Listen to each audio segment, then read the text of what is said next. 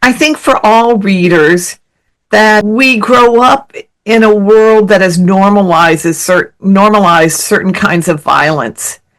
And to begin to step away from that and see how it's been normalized and also naturalized, that we're expected to do this, that the assumptions that we grew up into, how do we begin to question that? How does consciousness work about something that's so accepted in a culture?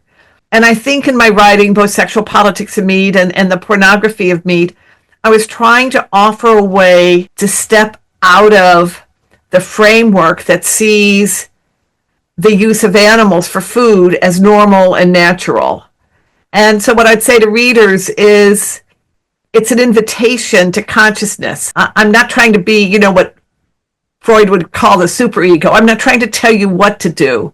I trust you as a reader to explore how to look at something that we take for granted, but is actually an oppressive institution that we've been caught within.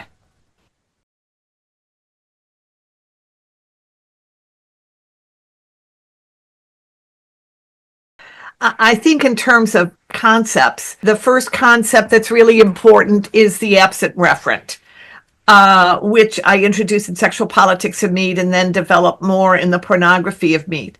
The idea of the absent referent is that animals are absent reference in a culture that uses their bodies and their sexual reproduction through eggs and milk for food. That the animals disappear in three ways. One is that they die, they're killed.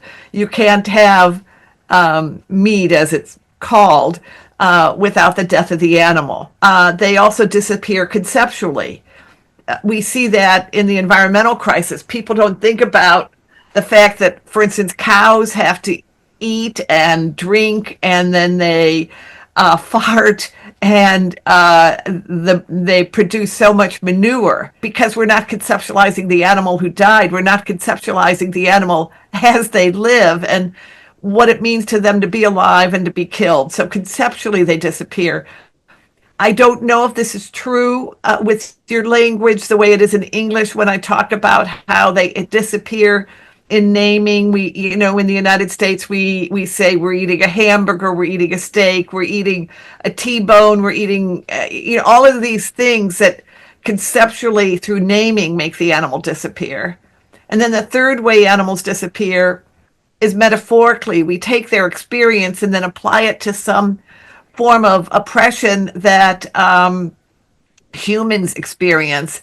We say humans are guinea pigs, or I was treated like a piece of meat, or examples like that where our language relies on the oppression of animals without challenging that oppression.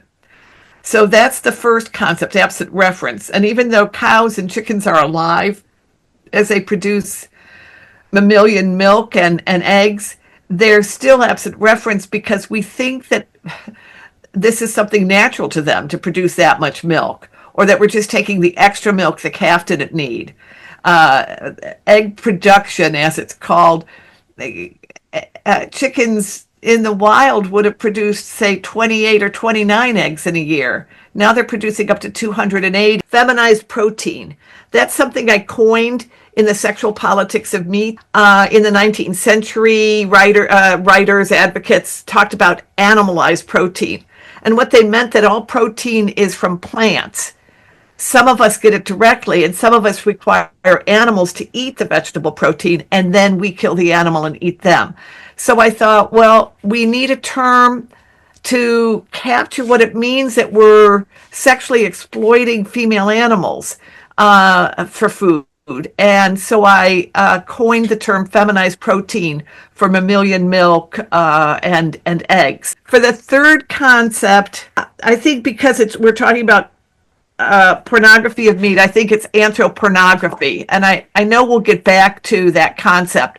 But the idea that there are certain ways that a sort of pornographic gaze is applied and put on animals. So conventional, maybe in the West, for sure. Conventional ways of showing sexual availability of women is then applied to animals who are seen as available to be consumed, so that there's a double entendre. What kind of consumption? Is it sexual consumption or actual consumption? And it's in that sort of place where, is it a joke? Is it serious? That we find interconnected oppressions. And an interconnected oppression, we can often observe it, that one kind of absent referent, like the animal, is used to leverage or intensify another kind of oppression, like the oppression of women.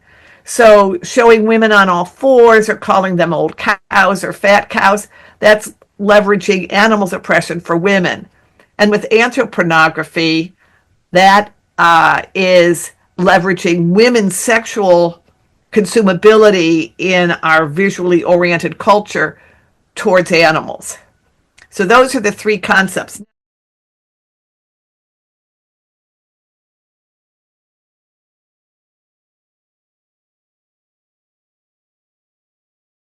In terms of the chapters, perhaps I could just say, when I finished The Sexual Politics of Meat, I had been working on it for 15 years. And when it got published, I thought, well, now what am I going to do? But within weeks, people started sending me images. And in the original Sexual Politics of Meat, there were only 2 images. One showed a sexualized pig, and one showed on the cover a woman cut up as though she were a piece of meat. They're caricatures or cartoons, but and the pig was actually posed. And one of the questions I posed was, is this pig drugged? Is this pig dead? Because of the way she's posed, with underpants, very sexy underpants, and painted trotters. So people started sending me images, and I'd go, yeah. And then I'd go, oh, because I'd see another connection. And the pornography of meat is sort of the image-based discussion of the connections I saw, both the connections that apply to absent referent, feminized protein, anthropornography, but so many other connections too. So if your readers were interested in understanding why does women's oppression relate to, or how does it relate to animal oppression, they might want to look at a chapter like Animalizing Women, because a sort of brief soundbite might be that I'm arguing that women are animalized and animals are sexualized. Because Trump is back in power with vengeance and has appointed so many sexual exploiters to his administration, so that really it's an administration of rapists and sexual exploiters. People might be interested in my discussion of this from 2019 of Trump, which is called Grab 'em by the Pussy. I look too at how we sexualize young girls, and then apply that to animals in a chapter on Venus and Lolita. And I've been interested in the issue of how we think about the hamburger, and how that is a patriarchal thing, which is the patriarchal burger. And maybe I'll lift up the last chapter. I left the last chapter to artists to have the last word, because the other thing that happened with The Sexual Politics of Meat was, immediately I began to hear from feminist artists who were thinking about or creating art around animals. And so, since this is an image-based book, I wanted the last images to be positive or resistance. And so I gave over the last chapter to artists. Because this is introducing ideas that show us that there is a lot of hostility in images. The other reason I wanted to end with resistance was so that people feel hope. We don't have to be overwhelmed by the fact that there is so much out there that is sort of woman hating and animal hating, but we need to understand it. It's like the wallpaper at least in Western culture, it's like the wallpaper, and you'll have to tell me whether it's the wallpaper for you all. I think conceptually there's still probably the concepts are there. How different cultures use images might be different, but as we encounter these images, it can feel overwhelming. So to have the sense that we're moving towards resistance, that we don't have to accept these images as, acceptable in our culture is really important to me.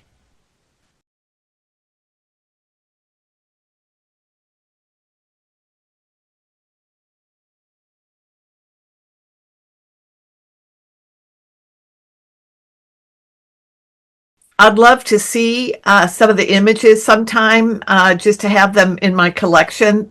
I guess there's two things. Are there any transnational corporations that sell fast food in Taiwan that are more likely to use sexualized images? Because one of the things I found, all around the world, some of these images appear. And sometimes the transnational corporations are very selective. They might even be more intensely misogynistic outside of the United States than inside. For instance, it's in Europe that we find trucks taking pigs to slaughter that show sexualized female pigs on their back or on the side of the trucks that's carrying these pigs. That's not something you find in the United States.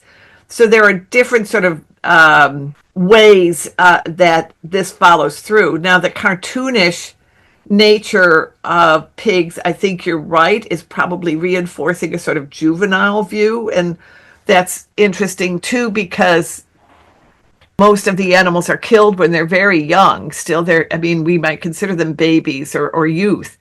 So it's actually reflecting that. But if the animals are inviting consumption, sort of like on a menu where they're holding, a chicken holding a plate of chicken wings or wings that belong to a chicken.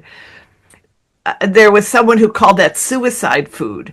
And they're reinforcing the idea that they want to be consumed. Perhaps it's not sexualized per se, but the presumption that any being wants to be consumed and wants to invite you to consume them, this suicide food thing, is found around the world and is very disturbing. I think the role of sexualization is saying, if eating animals makes you uncomfortable, here's something funny. So, for instance, you're behind that truck in Europe that's showing a sexy pig, and you're thinking at first, well, oh my gosh, there's pigs in that truck. Where are they going? And you might know enough about them to think, well, this is the first time they're seeing daylight. And then you see the image of the sexy pig, and since it's oriented towards the male gaze, you might laugh and say, oh.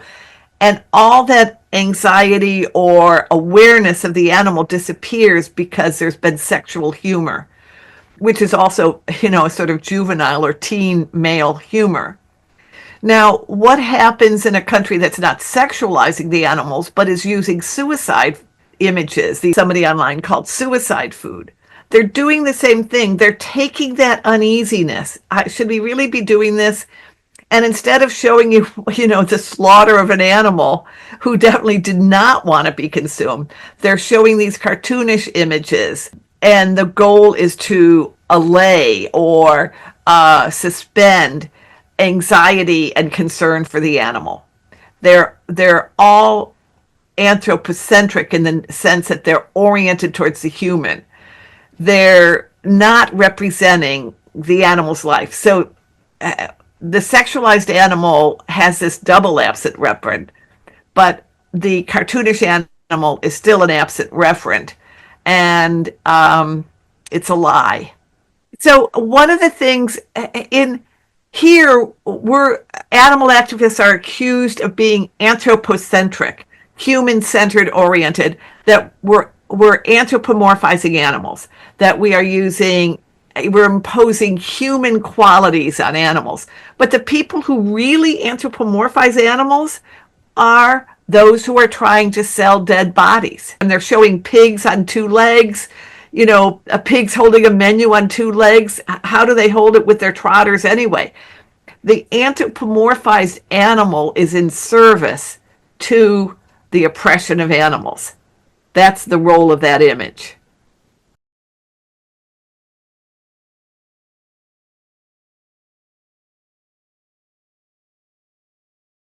Eat beef, the West wasn't one on a salad. That we committed genocide against the native peoples, and that cows weren't just used to replace the buffalo, but the cows were used as part of settler colonialism to knock out the peoples who lived there.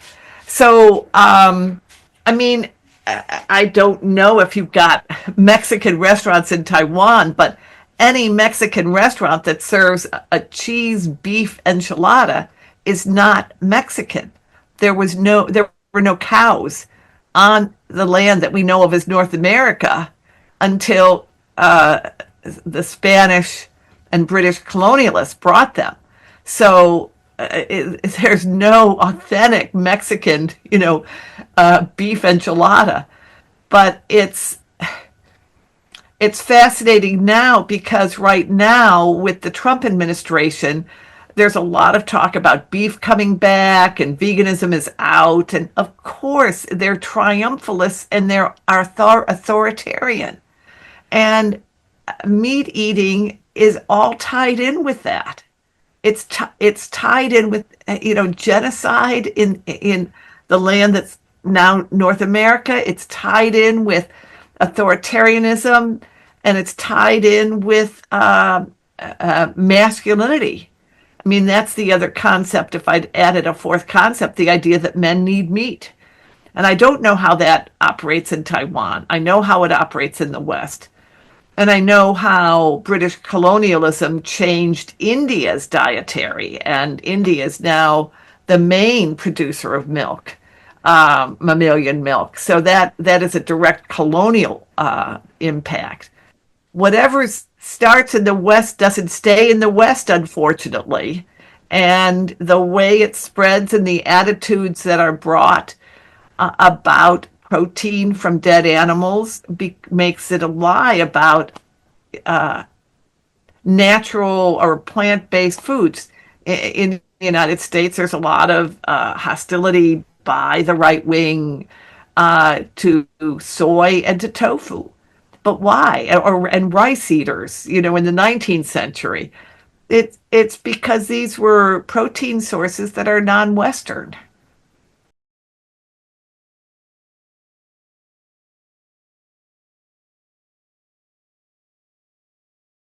There are some people who, developed plant-based hamburgers or burgers. I've visited their places. And they did that out of a deep conviction that people are not going to give up meat.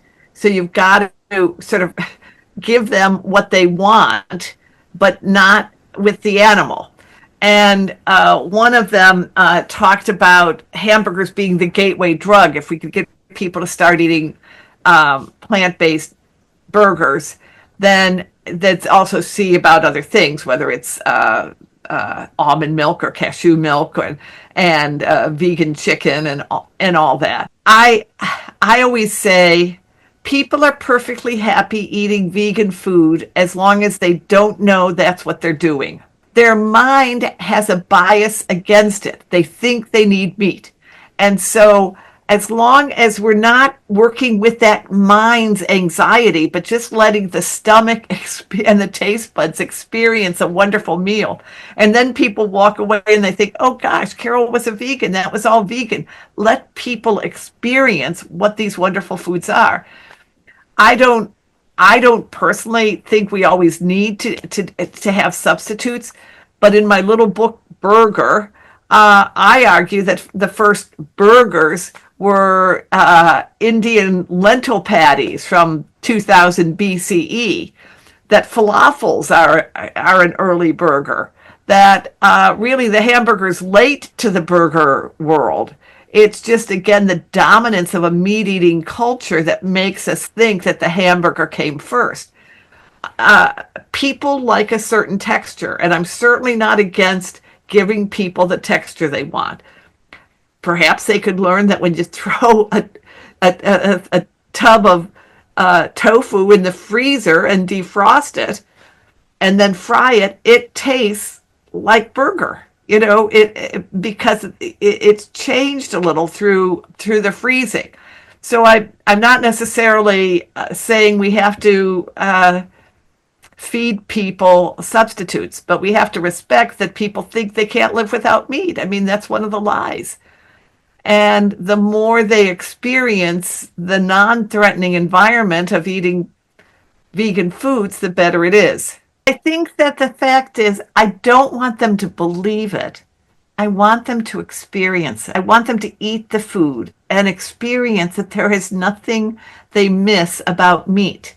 And the only way to do that is to not tell them they're getting something without meat. Just let them experience the meal. So I don't think of it as a commercial so much as just as an invitation to experience the reality of it. The more people experience the reality of it, and the more they realize that they're already eating these foods, they're eating, in the West, they're eating pasta marinara, they're oatmeal, they're eating some of these meals anyway. They just never thought of them as vegan.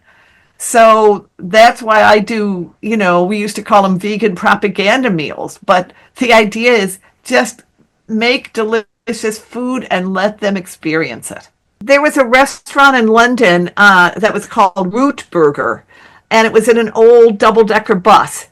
And nowhere on the menu did it say it was vegan, except in really small print. So it just said, this kind of burger and that kind of burger and this kind of, and then at the bottom it just in really small print. So that's one way people do it. I mean, the other thing is, lots of people will go to a vegan restaurant because that's the place where their friends can eat, and then they have vegan food and discover it's pretty tasty. I'm not saying there's one way to do it. All I'm saying is that we've got to overcome the suspicion that vegan food doesn't taste good or that they're going to miss the meat. And the way to do that isn't so much by a commercial, but by immersion in the reality of it. I've always felt that I'm much more successful not arguing for veganism person to person. I feel I leave that to my books, but just creating delicious food and welcoming people. Vegan hospitality.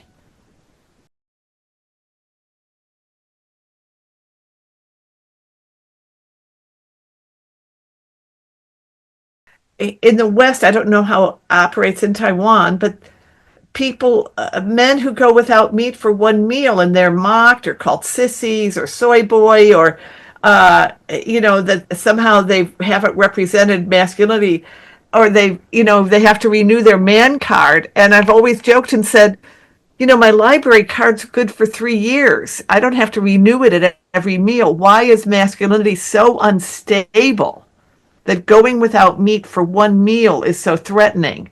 So in Pornography of Meat, I talk about the gender binary is dependent upon the sexual politics of meat. The notion that men and women have different food needs, that reinforces the gender binary, that there's only, male and man and woman. And the gender binary reinforces the idea of the sexual politics of meat, and it's a lie. So helping people, again, that's that we could say there's a normalization, a naturalization, and a masculinization of meat. Mm-hmm. And we're trying to disabuse people of all of those notions.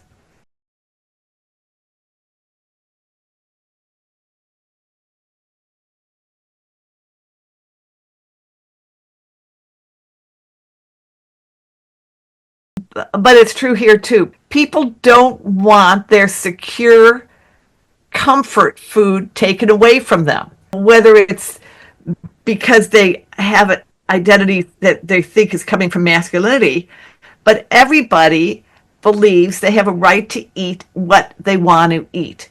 Yeah. And that is because of the a priori cultural context that's sanctified it as a personal choice.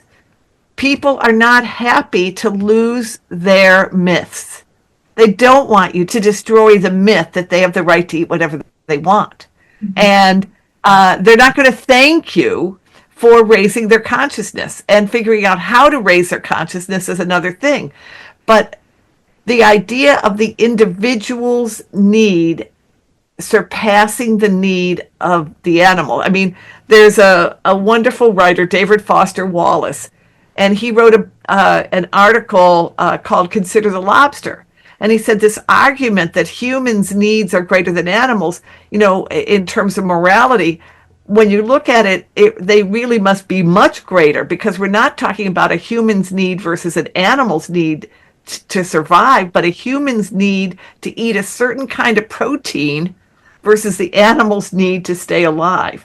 So that privatization of the decision, as though this decision occurs without a cultural context that's approved of it, and you're entering that, and nobody wants to know what you know. It's painful information. Yeah, we'll go to a vegan restaurant with you, but don't tell us about anything. And we expect you to return the favor, even though for you're seeing dead animals that they're eating, because they haven't taken the time to live with the knowledge that they're eating animals. In the West, I think that's tied to people not wanting to feel grief, that we haven't helped people with emotions well. We haven't helped people learn that you can live with grief, that grief isn't something we necessarily get over, but that grief is something we're going to feel if we know about animals, but it doesn't kill us. It makes us stronger. Learning how to model a veganism that's inviting to others is a challenge. But I think your friends, they want to be comfortable, and they don't want you to discomfort them. Mm-hmm. And that's because it's already been privatized. You're entering into a privatized world, and you're trying to politicize it. And, it's hard.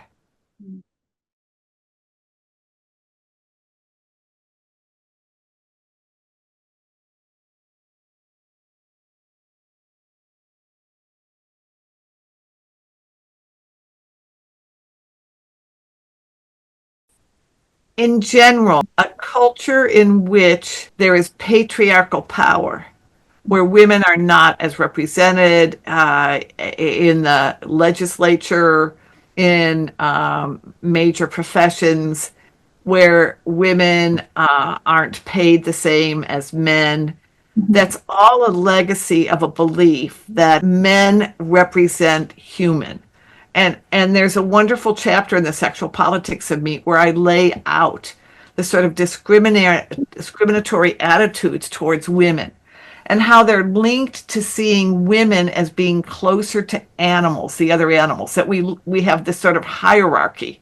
We think if we're naive and are human-centered in our feminism, we think our goal is simply to redefine human to include women, that women and men are equal, or women and, that there is not a gender binary, women and men, and non-binary people, we're all equal within the human sphere, without looking at what's considered below us hierarchically. But that's not how it works. How we've defined human in most cultures has been weighted or freighted by notions of masculinity and notions of mankind, so that women are often oppressed by seeing us as closer to animals, that our bodily functions make us closer to animals, even though men have bodily functions too. So whenever our sex or gender is seen as different because we're closer to animals, unless we deal with how we look at animals, we are always going to be in a sort of fungible or fragile status as humans. And we're seeing that in the United States. Women's rights have reduced so greatly that a pregnant woman is not protected. They're going to let her die rather than let her have an abortion. In the United States, unless you're in a blue democratic state, doesn't see abortion as health care. And women disappear as anything but the carriers of the fetus. These are all ways of reducing women and denying women equality with men. I think the whole election of Trump shows how threatening equality was. And so failing to look at our fragile status as humans and how it's susceptible to a kind of power that will move us away from being seen as equal, and how that can happen. This has all happened in 3 years since Dobbs, since pornography of meat was published. So any attitude that considers women as livestock or animalizes women is benefiting from the lower status of animals. And the other reason is because of feminism that is only looking at self in terms of human rights without looking at how a feminist perspective is going to inform us about the environment that we need within a feminist movement and a feminist perspective within the environmental movement. Well, animals are right there in the middle of all that. Certainly, this is ecofeminism. I think feminism at this point desperately needs to adopt as many ecofeminist principles as possible, because the United States is not going to deal with the environmental crisis. I mean, back to your friends who are eating meat, my God, every time they're eating meat, they are contributing to the climate crisis. Veganism is a climate activism at this point, especially because this huge elephant in the room, to use a speciesist metaphor, is the United States turning back all the climate successes we had. Everybody has to take this seriously. And feminism has to see itself within a larger framework at this point.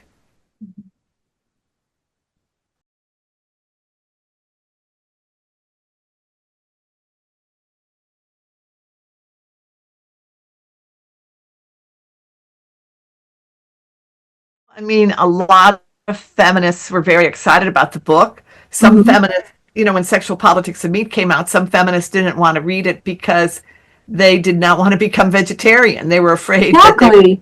And so it was like, but that's what feminist theory is all about, helping raise consciousness.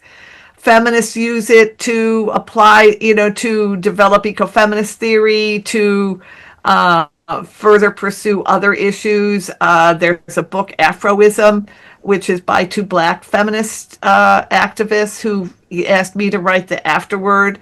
I think it's widely seen as a very helpful way of conceptualizing this interconnected oppression. But there are some feminists, liberal feminists or humanist feminists, who don't want to see it, and they say we've got to deal with human issues first. And so I say, well, no, that's anthropocentrism. That's what we're trying to defeat. No, how do we even define human? So it's not settled, it's not widely embraced, but it's considered one of the top feminist books. And when it came out, Ms. Magazine endorsed it, and but I can't say everybody agrees with it or everybody widely embraced it, because it's asking people to deal with difficult issues. How do we help feminists see that the normalized meat eating is part of a patriarchal world? Exactly. People think that meat eating is a normal thing. How do we problematize that? And so, yes, that's a challenge. That's what consciousness is. I mean, that's why I write these books. I think this is why the book is being translated. Here, let me help you see and think about this in a new way. That's what we can do.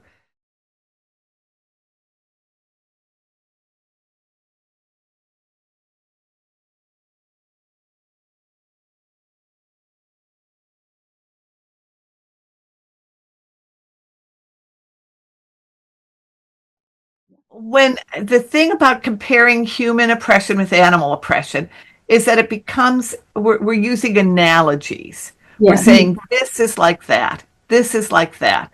And often when we use these analogies, we're taking the human experience as central and trying to say, in the United States, PETA has tried to say, animal oppression is like the enslavement of African Americans, or animal oppression is like the Holocaust, where 6 million Jewish people were killed and other vulnerable people. But we're still using human experience as the normative thing. And we are weakening what's really going on, which is that oppressions aren't analogous. Oppressions are intersecting in certain ways. And if we can identify the way they intersect, we're going to illuminate how to challenge it better. And the other reason is because we are hurting the vulnerable to whom we are analogizing animal oppression. In the United States, to say that animal oppression is like the enslavement of African people and African American people, it kind of implies, well, we've solved that problem. But we haven't solved white supremacy. It's not a settled thing. It's roaring back right now. The Trump administration has brought white supremacy. We can't talk about these things as analogies, as though the human oppression is in the past or settled. So an analogy weakens us because it misses the core of the oppressive system, which is to equate power with the human and powerlessness with the non-human. And what's going on in a hierarchical culture is that who is non-human is, as I said before, fungible, is debatable. Who's going to be lowered nearer to the other animals? Until we deal with the fact that we believe other animals are lower than us, we're not changing the basic problem of our culture. We, and even I'll just throw that out, that when we try to say, animals are like humans, and therefore we, animals, whether it's cogitation or whatever, you get into these debates, oh, humans have opposable thumbs, or humans make tools. Well, animals make tools. Well, humans make tools to make tools. Well, why does the human continue to be the prime against which we measure everything? We cannot communicate like whales. We cannot communicate like elephants. We don't even know the capacity of animals. How is it that deer know when an earthquake is coming? There is so much we don't know. So my goal is to disempower the human analogy so that we can see the intersection. That, like in the pornography of meat, when I talk about the animalizing of women and the sexualizing of animals, or the racializing of animals, and the animalizing of people of color. That's an intersectional thing. When we animalize people of color, what are we doing? We are saying they are not human like who? The human that has defined Western culture was the white property owning middle class man, rational. So we end up having an argument all about that, rather than saying, let's not analogize, but let's look at what the specifics of interconnected or overlapping oppressions are. Why, so for ecofeminism, why do we talk about the rape of the earth? Why is the earth seen as female? And in sexual politics of meat, why thou she blows? Why was the whale seen as female? Because that was seen as prey. So I would just say, my final thoughts for Taiwanese advocates is we don't have to take the most desperate analogy. We can think better of the people we're trying to change. We can have faith that they can hear a more complicated argument. and we can get educated about those complicated arguments and make them and help invite people into a more liberatory framework of thought.